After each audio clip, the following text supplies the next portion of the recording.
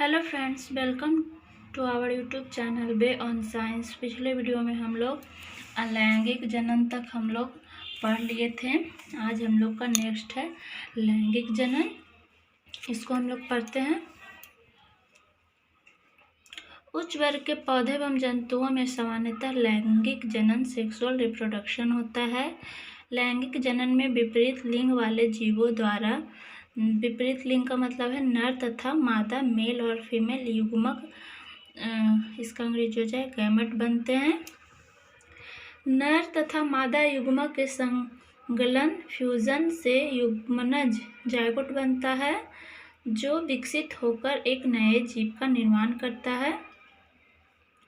आगे है, सभी जीवों में लैंगिक जनन करने से पहले एक वृद्धि करनी होती है, यानी कि एक लैंगिक जनन के पहले एक निश्चित वृद्धि हो जाएगी, उसके बाद ही जीवों में लैंगिक जनन होगा करनी होती है। और जब वे परिपक्व हो जाते हैं तब वह लैंगिक जनन करने में सक्षम होते हैं।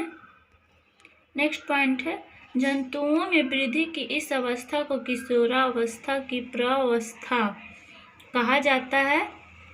पादपों में यह अवस्था कायिक प्रावस्था वेजिटेटिव फेज कहलाता है। पादपों में कायिक प्रावस्था की समाप्ति के बाद पुष्पासन फ्लावरिंग प्रारंभ हो जाता है। कुछ वार्षिक पौधे जैसे धान, गेहूं, गेंदा आदि के पौधे के बीज जमीन में गिरने के बाद अंकुरित होते हैं तथा एक निश्चित वृद्धि के बाद उनमें फूल उगते हैं। इन पुष्पों की सहायता से परागन तथा निषेचन के बाद फूल बीज में परिवर्तित हो जाता है। वार्षिक पौधे की जीवन चक्र 1 वर्ष के अंदर ही पूरा हो जाता है। कुछ पादप पूरे जीवन काल में केवल एक बार ही पुष्प उत्पन्न करते हैं, जैसे अवेग, बांस की प्रजातियां। पुष्प से बड़ी संख्या में फल बनते हैं और नष्ट हो जाते हैं। बांस में सामान्यतः कायिक प्रबंधन होता है, इसलिए बांस के पौधे में लैंगिक प्रजनन का खास महत्व नहीं है। वैसे पौधे जिनके पूरे जीवन काल में केवल एक बार ही पुष्पन होता है मोनोकार्पिक कहलाते हैं। जंतुओं में किशोरावस्था के बाद आकारिकी तथा शारीरिक क्रिया विज्ञान बदलाव आता है तथा इसके बाद इसमें प्रजनन व्यवहार शुरू होता है। पुरुषों में दाढ़ी मूंछ का आना तथा महिलाओं में स्तन का बढ़ना ऋतुस्राव आदि से जनन अवस्था का पता चलता है। नेक्स्ट पॉइंट है मध्य चक्र तथा ऋतुस्राव। इसके बारे में देखते हैं। जनन प्रावस्था के दौरान अप्रास्तनी स्तनपायी जीवों में शारीरिक बदलाव आने लगते हैं। इनमें अंडाशय की सक्रियता तथा सहायक वाहिका और हार्मोन्स में परिवर्तन आने लगते हैं। नॉन प्राइमेट स्तनधारियों में पाए जाने वाले चक्र को मध्य चक्र कहते हैं। ये चक्र गाय, कुत्ता, चीता, हिरन, चूहा, भेड़ आदि में मध्य चक्र पाया जाता है। इस प्रकार का चक्र जब प्राइमेट में पाया जाता है तब उसे ऋतुस्राव चक्र कहते हैं। जैसे मनुष्य, बंदर तथा गोरिल्ला में ऋतुस्राव चक्र पाया जाता है। वैसे स्तनधारी जो वनों में पाए जाते हैं अपने जनन प्रावस्था के दौरान ऐसे चक्रों का प्रदर्शन करते हैं। इन स्तनधारियों को मौसमी प्रजनक सीजनल ब्रीडर्स कहा जाता है। नेक्स्ट पॉइंट है, अधिकांश स्तनधारी अपने पूर्ण जनन काल में प्रजनन के सक्रिय होते हैं। इसी कारण स्तनधारियों को सतत प्रजनक कॉन्टिन्यूअस ब्रीडर्स कहा जाता है। जैसे जैसे जीव की उम्र बढ़ती जाती है वह वृद्धावस्था की ओर अग्रसर होता है। वृद्धावस्था में प्रवेश से जीवों में प्रजनन क्षमता कम हो जाती है। शैशवावस्था, यौवनावस्था तथा वृद्धावस्था, इन तीनों अवस्थाओं के हार्मोन्स जिम्मेदार होते हैं। हार्मोन्स तथा वातावरण के बीच की परस्पर क्रियाएं जीवों की जनन क्रियाओं तथा उनके परस्पर व्यवहार को नियंत्रित करती है। नेक्स्ट पॉइंट है हम लोग का लैंगिक जनन की कुछ घटनाएं, इवेंट्स इन सेक्सुअल रिप्रोडक्शन। जीवों में लैंगिक जनन के दौरान होने वाली सभी प्रक्रियाएं एक निश्चित क्रम का पालन करती है। लैंगिक जनन में नर तथा मादा युग्मक बनते हैं तथा उनके बीच निषेचन फर्टिलाइजेशन होता है। युग्मनज का निषेचन के बाद अंडज युग्मनज जायगोट में परिवर्तन होता है। युग्मनज को भ्रूणोद्गत एम्ब्रायोजेनेसिस के बाद नए भ्रूण एम्ब्रायो का निर्माण होता है। सुविधा के लिए जीवों में लैंगिक जनन को सामान्यतः 3 भागों में बांटकर अध्ययन किया जाता है, जिसमें पहला है निषेचन पूर्व घटनाएं, प्री फर्टिलाइजेशन इवेंट, दूसरा है निषेचन फर्टिलाइजेशन और तीसरा है निषेचन पश्च घटनाएं, पोस्ट फर्टिलाइजेशन इवेंट्स। पहला देखेंगे हम लोग निषेचन पूर्व घटनाएं, प्री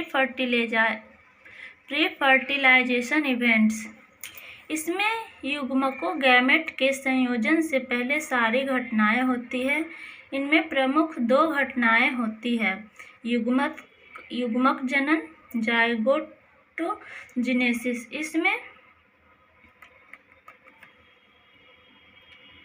इसके अंतर्गत युग्मक गैमेट का निर्माण होता है, जिसमें गैमेटोजेनेसिस युग्मक जनन के नाम से जाना जाता है। इस प्रक्रिया में नर तथा मादा युग्मक बनते हैं। ये दोनों प्रकार के युग्मक गैमेट अगुणित हाइप्लॉइड होते हैं, जैसे कैलेडोफोरा के समयुग्मक। ये युग्मक बाह्य अंकुरित आकृति, आकार एवं रूप में एक दूसरे के समान होते हैं।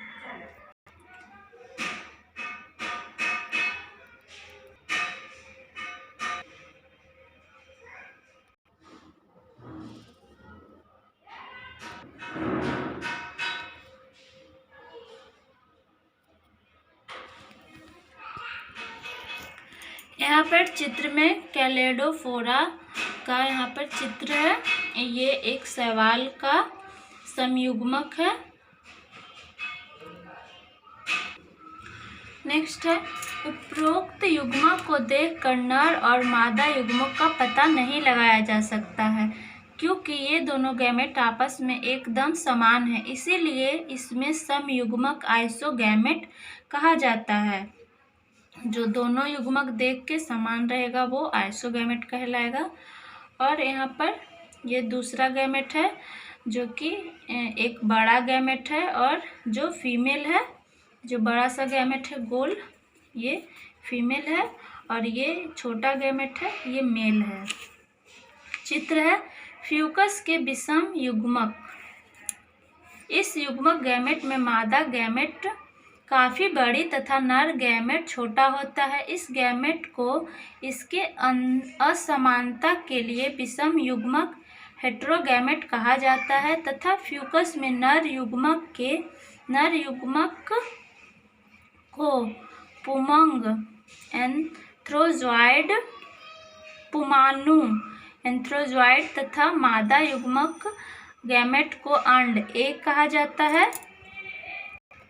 नेक्स्ट हम लोग का फिगर है, ये ओवम है और ये यहाँ पर स्पर्म है। ये दोनों भी विषम युग्मक है, इसको भी देख के पता लगाया जा सकता है। ये फीमेल गैमेट है और ये स्पर्म जो है मेल गैमेट है। यहाँ पर चित्र है मानव के विषम युग्मक। ये दोनों विषम युग्मक हेटेरोगैमस है। मनुष्य के मादा युग्मक को अंड ओवम कहा जाता है तथा नर युग्मक गैमेट को शुक्राणु स्पर्म कहा जाता है। नेक्स्ट है हम लोग का जीवों में लैंगिकता, जो कि हम लोग नेक्स्ट वीडियो में पढ़ेंगे। आज तक यहीं। अगर वीडियो अच्छा लगे तो वीडियो को लाइक ज़रूर करें और चैनल को सब्सक्राइब करें। इसी तरह 12th का बायोलॉजी का नेक्स्ट वीडियो में हम आगे भी लाते रहेंगे।